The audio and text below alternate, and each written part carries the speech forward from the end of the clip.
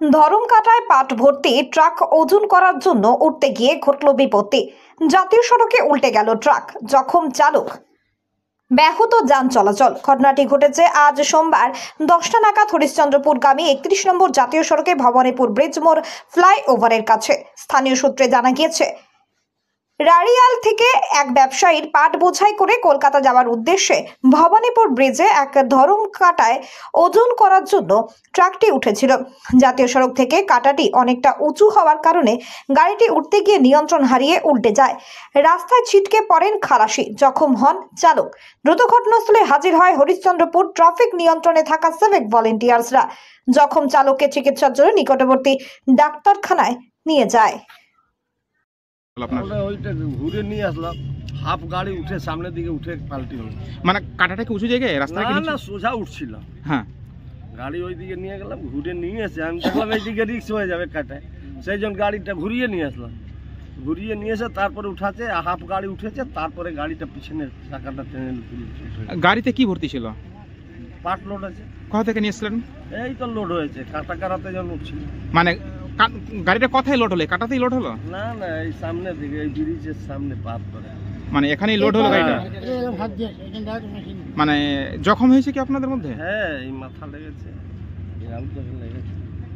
আপনার হাতে কোথাও লেগেছে? হাতে জখম হয়েছে? হ্যাঁ, হাতে লেগেছে। আপনারা কতজন ছিলেন গাড়িতে?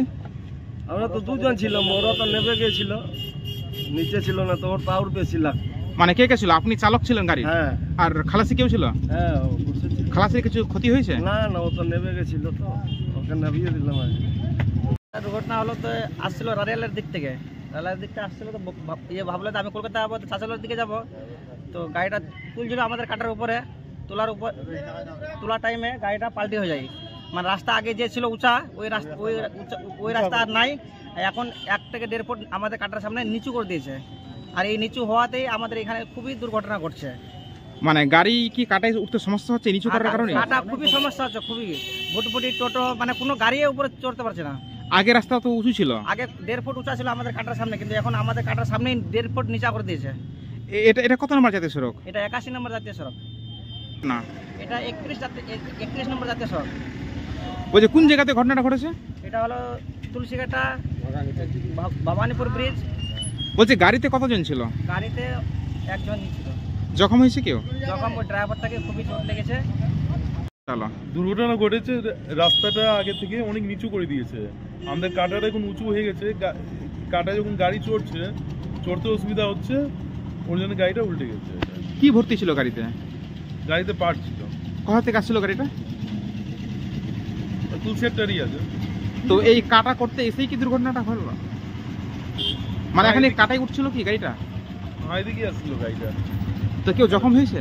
না, জখম কেউ হয়নি। কতজন ছিল গাড়িতে? একজন। গাড়িটা কোন জায়গায় উল্টে গেছে? গাড়িটা কোন জায়গায় উল্টে আছে? কোন জায়গাতে? হ্যাঁ, অর্ধেক রাস্তাতে উল্টে আছে। মানে এটা কি মানে ভবানীপুর ব্রিজ মোড়? হ্যাঁ। এটা কত নম্বর জাতীয় সড়ক? এটা কি বললেন? এটা কত নম্বর জাতীয় সড়কে গাড়িটা উল্টেছে? এটা প্রথম 31 নম্বর, কি 31 নম্বর জাতীয় সড়ক। আপনার নাম? বিবেক কেডিয়া। আপনার পরিচয়? আমি গীতা ধরমঘাটার মালিক হলাম। পাইল স্টিল ফার্নিচার। আপনি কি স্বপ্নের বাড়ি তৈরি করেছেন কিন্তু ঘর সাজানো নিয়ে চিন্তিত? তবে আর চিন্তা করার কোনো কারণ নেই। আজই আসুন পাইল স্টিল ফার্নিচারে। এখানে একই ছাদের নিচে পেয়ে যাবেন নিজস্ব কারখানায় তৈরি স্টিলের আলমারি, শোকেস, খাট, গদি, নিত্য নতুন বিভিন্ন ডিজাইনের সোফা, চেয়ার থেকে শুরু করে ঘর সাজানোর বিভিন্ন আসবাব। এছাড়াও পুরনো আলমারি এবং শোকেস রং এবং সারানো হয়। ঘরকে মনের মতো সাজাতে আপনাকে আসতেই হবে পাইল স্টিল ফার্নিচারে।